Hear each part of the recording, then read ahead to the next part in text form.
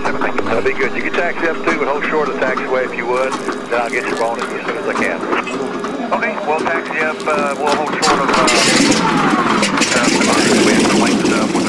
Thank you very much.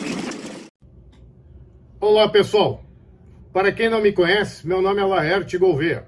Bem-vindos a mais um Air Sports, a nossa revista eletrônica. É um grande prazer estar com vocês mais uma vez e vou começar, como sempre, pedindo que vocês se inscrevam no canal, deixem seu like, deixem seu comentário após o vídeo e compartilhem com os amigos.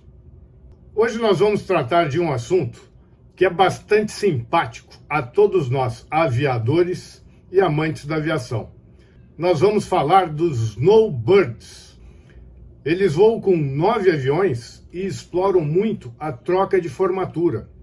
Então, além deles terem um display muito bonito, com manobras muito bonitas, eles vão trocando o tempo todo de formatura, o que dá uma impressão muito boa, o que impressiona muito o público. E no nosso primeiro especial, Voando com a Fumaça, onde eu entrevistei o Fleming, eu agradeci a ele, porque foi graças a ele que eu pude voar um dos aviões dos Snowbirds. Então, no programa de hoje, eu vou contar essa história de como eu consegui voar com os Snowbirds. E antes disso, eu vou falar um pouquinho sobre esse maravilhoso time canadense, para que vocês conheçam um pouco mais esse time de demonstração do Canadá. Os Snowbirds ficam baseados em Moose Jaw, uma cidade central do Canadá, bem ao sul, já quase na divisa com os Estados Unidos. Lá eles começaram como a nossa fumaça começou, com alguns instrutores voando em ala nas festividades da base. E começaram com 7 aviões, isso foi em 1971. Em 1973, 2 aviões se somaram a eles, voando como isolados, e a partir daí eles começaram a fazer acrobacia. Em 1971, quando eles começaram a voar, eles faziam só passagens.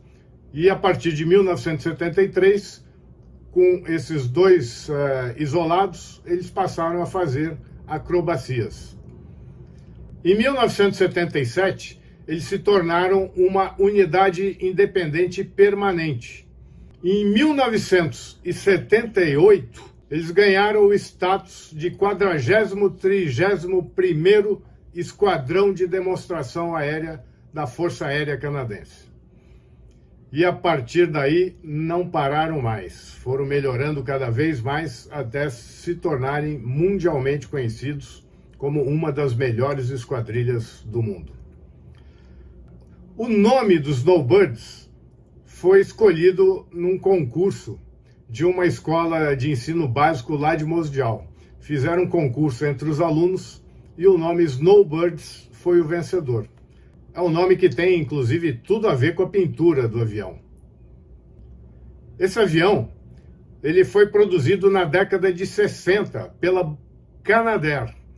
A Canadair produziu 220 aviões desses, do CT-114, entre os anos de 1963 e 1966. O primeiro a voar voou em 1960, mas a produção em escala começou em 63 e foi até 66.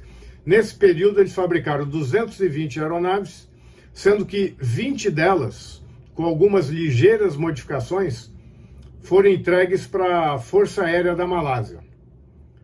O restante, todos eles ficaram no Canadá, voando para a instrução básica dos aviadores da Força Aérea Canadense. É um avião de 3.260 quilos, que usa uma turbina GE de 2.700 libras de empuxo.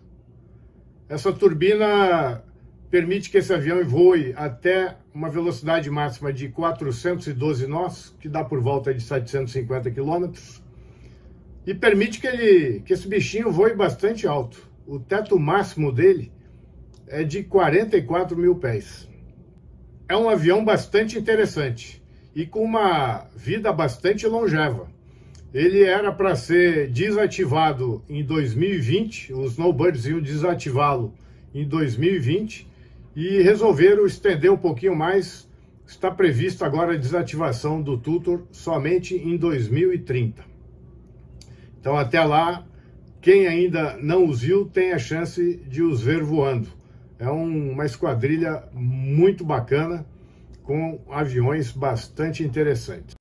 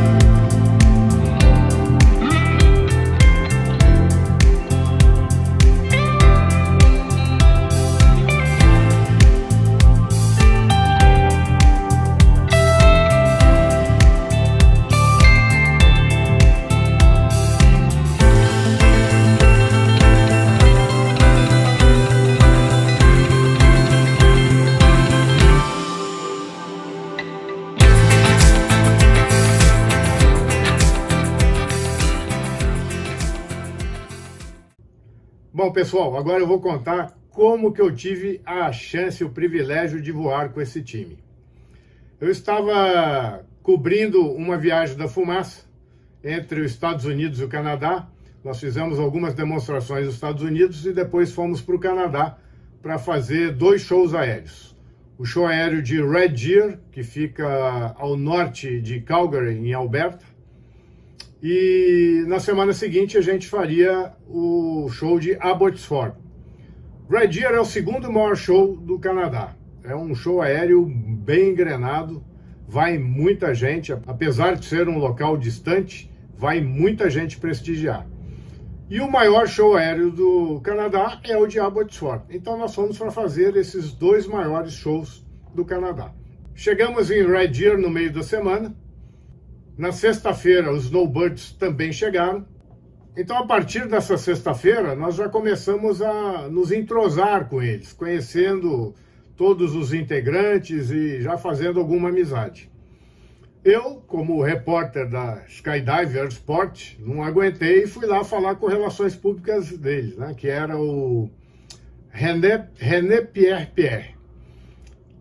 Me apresentei a ele e falei, olha, René, eu tenho uma revista no Brasil de aviação, e onde a Esquadrilha da Fumaça tem uma coluna chamada Fumaça Já. Mostrei a revista, mostrei a coluna.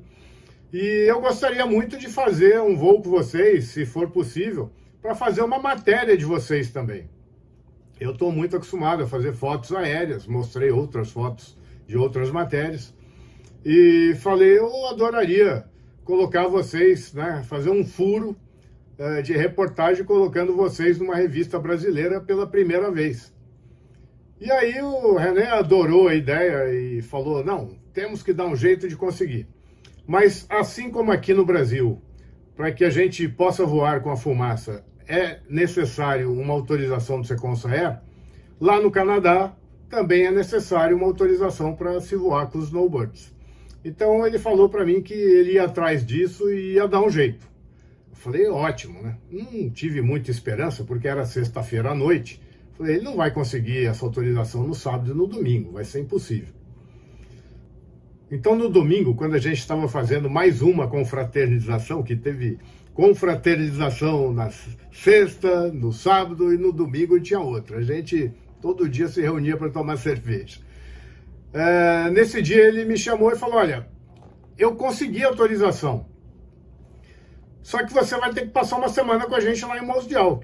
Lá você vai conhecer a base, vai poder voar com a gente e a gente faz uma matéria maravilhosa. Falei, nossa, seria fantástico, eu ia adorar, ia amar, mas eu não tenho como abandonar a missão. Eu estou voando com a fumaça, acompanhando a fumaça em todos os traslados, todas as demonstrações, cobrindo todos os voos da fumaça. Eu não posso abandonar aqui a missão no meio do caminho.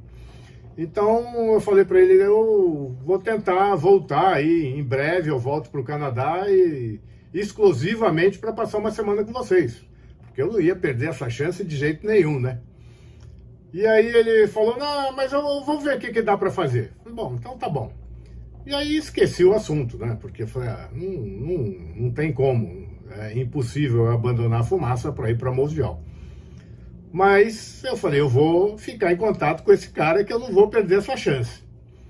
E aí quando foi na quarta-feira, a fumaça resolveu antecipar o nosso traslado para Abbotsford. O nosso próximo show seria em Abbotsford. Então a fumaça resolveu antecipar o traslado para quarta-feira e nós chegamos em Abbotsford um dia antes do previsto. A nossa chegada prevista era na quinta-feira. E aí não tinha hotel, o hotel estava lotado. A gente só teria vaga a partir da quinta-feira. A nossa reserva era só a partir de quinta-feira. Aí nós fomos por uma cidade próxima e que tinha um hotel muito bacana, ficamos num hotel maravilhoso, mas numa cidade próxima. Então ninguém sabia que a gente estava lá, só nós sabíamos e o comando da aeronáutica aqui no Brasil. E lógico, saímos para... não tinha nenhum compromisso no dia seguinte, saímos para outra comemoração entre nós, tomamos mais muita cerveja, fomos dormir tarde. No dia seguinte eu acordei meio de ressaca, estou passando na portaria do hotel por volta de umas 11 horas. Aí a recepcionista me chama. Mr. Gouveia, pois não, tem uma ligação aqui para você. Quando ela falou isso eu gelei. Eu falei, nossa, ninguém sabe que a gente está aqui. Morreu alguém na família, só pode ser, porque... para me descobrirem aqui é uma coisa muito grave. Aí eu fui atender o telefone morrendo de medo, né? Falei, para me achar aqui é algo gravíssimo. E aí atendi o telefone, era uma voz que, se não fosse a perfeita pronúncia do inglês, eu ia achar que era trote. Porque ela falou assim, Mr. Gouveia, sim, sou eu. O senhor tem um voo agendado com os Snowbirds a 1 hora no aeroporto de Abbotsford. Eu olhei para o relógio, já era 11 e pouco, eu falei, nossa, não vai dar tempo. Eu ainda tinha que comprar o filme. Mas eu falei para ela, tá bom, estarei lá. Desliguei o telefone, saí correndo atrás do Fleming, que eu estava dividindo o carro com ele. Aí saí correndo atrás do Fleming, achei o Fleming. Fleming, temos um voo com os Snowbirds agora, 1 hora da tarde, no aeroporto de Abbotsford. E eu ainda tenho que comprar filme. Porque como a gente chegou com antecedência, eu estava bem tranquilo em relação a isso. Eu ia comprar filme à noite ou no dia seguinte. Aí saímos correndo, compramos o filme e chegamos em cima da hora do briefing no aeroporto de Abbotsford. Entramos no briefing e aí no briefing o Fleming teve a triste notícia que não ia poder voar. Porque como o Fleming não tinha combinado nada com eles não pediram autorização para o comando para o Fleming voar. Eles tinham pedido a autorização só para mim voar. E aí, infelizmente, o Fleming não pôde ir, mas o Fleming, durante o briefing, falou para eles. Por isso que eu sou grato a ele até hoje. Falou para eles, olha, ele é piloto de esquadrilha no Brasil, ele voa numa esquadrilha de T-6. Na fumaça, ele voa junto com a gente como fotógrafo, mas ele voa o Tucano. Ele voa na ala, ele está acostumado a voar com a gente. É piloto de esquadrilha, acostumadíssimo a voar com a gente, e voa o Tucano, inclusive, na frente. Aí o capitão, que era o Steve Hill, era o major Steve Hill, falou, ah, é? Então deixa com a gente. Aí no final do briefing ele me perguntou, você quer voar em que posição? Eu por causa da fotografia, eu escolhi voar de ala externa. Eu falei, eu quero voar ou de 8 ou de 9, eu quero voar de ala externo, que é para ter um ângulo, né, bem bacana para pegar todos os aviões. Aí ele falou, tá bom, você vai voar de 9. E aí ele se dirigiu ao comandante do 9 e falou, olha, então você escolhe a melhor hora do voo e deixa ele voar para conhecer o avião. Eu falei, poxa, que bacana, vou poder voar, vai ser fantástico. E aí fui lá, fiz o briefing da cadeira deles, que era um pouco diferente da nossa, me equipei, macacão, anti-G, papa amarela, aquela coisa toda e tal, entramos no avião, demos a partida, começamos um táxi lento, eu emocionadíssimo, alinhamos na pista os 9 aviões e iniciamos a decolagem. Saímos todos do chão, informação, trem em cima, cruzamos a cabeceira oposta já a 220 nós, eu achando isso fantástico. Eu só tinha voado em esquadrilha de aviões a hélice, né? Aí cruzar a cabeceira oposta a 220 nós eu já estava achando fantástico. E era um dia meio nublado, tinha um pouco de turbulência. Eu já percebi que tinha outra grande vantagem. O avião a jato, ele bate menos, ele não balança tanto quanto os aviões a hélice, né? Ele é mais duro na turbulência, então é mais fácil de voar. Não tem a hélice, então dava para voar mais colado um no outro. Então eu estava achando aquilo uma maravilha. E aí, após a decolagem, fomos em direção às Coast Mountains, que é bastante próximo ali, e acelerando para 280 nós. Quando a gente foi chegando perto das montanhas, o teto já estava mais baixo, estava uns 1000 pés, e cobria o topo das montanhas. E eu falei, nossa, aonde que a gente está indo, né? Onde é que nós vamos, com esses 9 aviões, aonde que a gente está indo? E acabamos entrando num vale das montanhas que era um cartão postal canadense. Um vale com pinheiro dos dois lados, né? Aquelas montanhas subindo dos dois lados. Embaixo um riozinho de água transparente, com aquelas pedras brancas no fundo, onde eu já imaginava aquelas trutas nadando, né, naquela água gelada.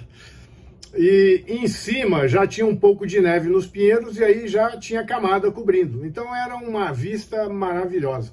E nós entramos nesse vale com os 9 aviões.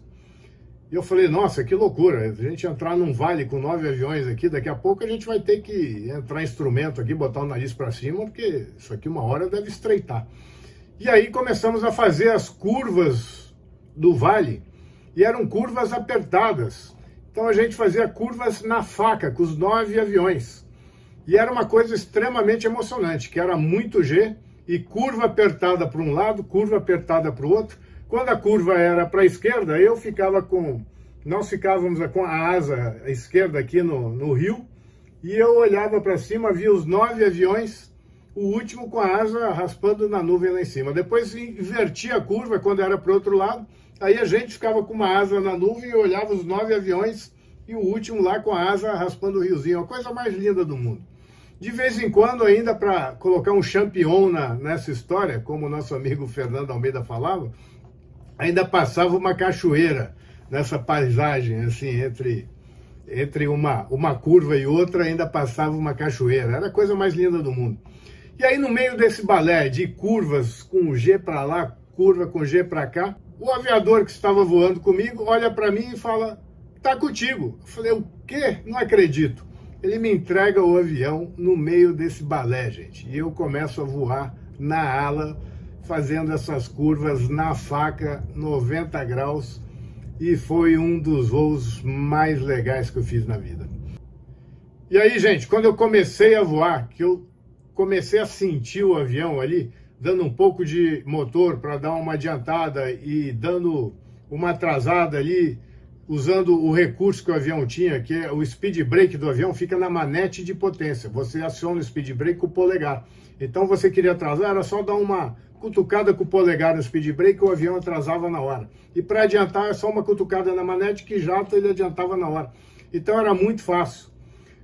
Em relação, né, comparado com o Tucano, era muito fácil. E eu conseguia fazer aquelas curvas de 90 graus na faca, de um lado para o outro, sem usar pedal. Jato você não usa pedal. Então, é um avião muito gostoso de voar e muito mais fácil de voar do que o Tucano. Aí eu pude entender outras duas coisas. Por que os pilotos dos aviões de motores radiais nos Estados Unidos brincam dizendo "Jets are for kids"? E também pude entender por que dois pilotos experientes que estavam assistindo à demonstração da Esquadrilha da Fumaça lá em Kansas, no Kansas Air Show, atrás de mim, fizeram o comentário: agora os Thunderbirds podem ir para casa que a gente já assistiu um show aéreo hoje. É que quem sabe a diferença, a dificuldade que é voar um avião a hélice e voar um jato, valoriza muito a nossa Esquadrilha da Fumaça. Bom, mas continuando, esse balé foi indo cada vez mais, eu cada vez mais empolgado, já era um dos melhores voos que eu já tinha feito na vida, quando de repente a gente sai daquele labirinto, gente. Saímos com Vancouver na cara, uma paisagem linda. E aí quando eu vi Vancouver na cara, saindo das montanhas, dando de cara com Vancouver, eu fiquei impressionadíssimo. Falei, pô, como é que o Steve Hill conhece essas montanhas desse jeito?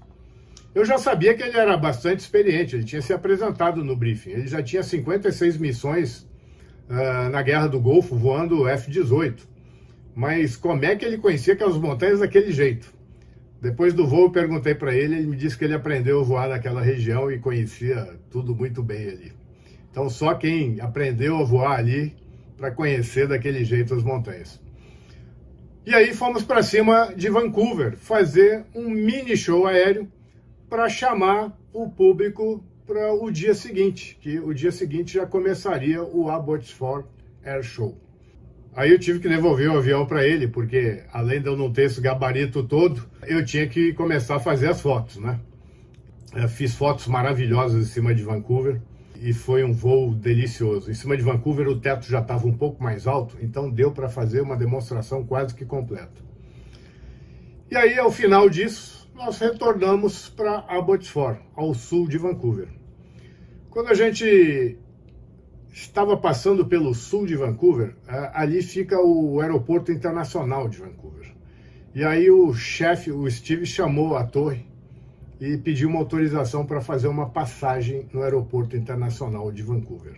Eu fiquei todo arrepiado, gente, porque além dele ter autorizado na hora, o cara da torre virou para todos os aviões e falou: todas as aeronaves que estiverem na nossa escuta agora, parem na presente posição, que os Snowbirds vão nos brindar com uma passagem. Gente, Snowbirds é um símbolo nacional no Canadá, assim como os Thunderbirds e os Blue Angels são nos Estados Unidos. Aqui no Brasil, se a Esquadrilha da Fumaça pedir para fazer uma passagem em Guarulhos, o cara da torre vai dar risada, não vai autorizar nunca, porque aqui a gente não enxerga a nossa fumaça como um símbolo nacional, infelizmente. Mas lá eles são símbolos nacionais. O aeroporto parou, nós fizemos uma passagem rasante sobre a pista e recebemos dezenas de elogios. Recebemos não, né? Os Snowbirds receberam dezenas de elogios de todos os comandantes que estavam parados admirando a nossa passagem.